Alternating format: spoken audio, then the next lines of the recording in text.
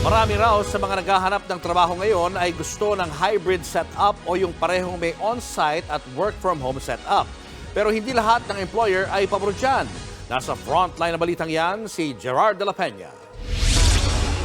Sa coffee shop na ito naabutan ng News 5 si Irish. Dito na lang daw niya gagawin ang kanyang trabaho, na konektado sa exhibits and conferences. Sa pinapasukan niya kasing trabaho, 4 na beses sa isang linggo lang siyang inuobligang pumunta sa opisina. Ang isang araw, pinapayagan siyang gawin ang trabaho kahit saan niya gusto. Ang tawag dyan, hybrid setup.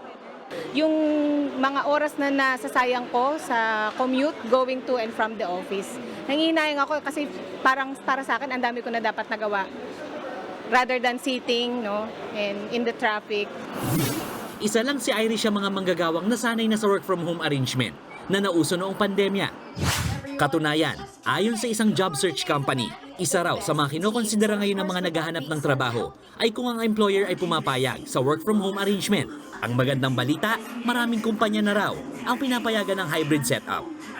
They are searching for work from home, but we are also seeing a lot more matches with hybrid work as well because it's a convergence point, ika nga, no, for both our hirers as well as our Filipino job seekers.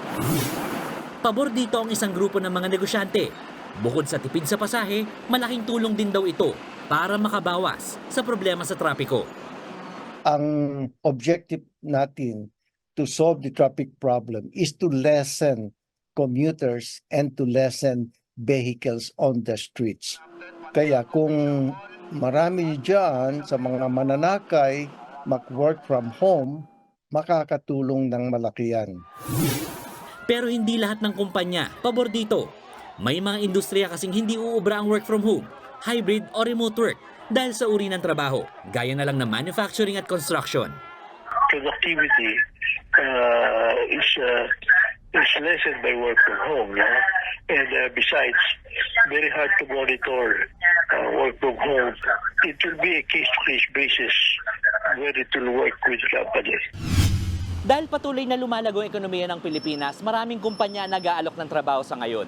Para sa mga naghahanap ng trabaho, ang susi lang daw ay tiyaga, diskarte at sapat na kaalaman para mahanap ang trabahong maiibigan. Nagbabalita mula sa Frontline, Gerard de la Peña, News 5. Mga kapatid, Julius Babaw po. Iba na ang may alam at may pakialam sa panahon ngayon. Para sa Frontline ng mga balita, mag-follow at mag-subscribe sa social media pages ng News 5.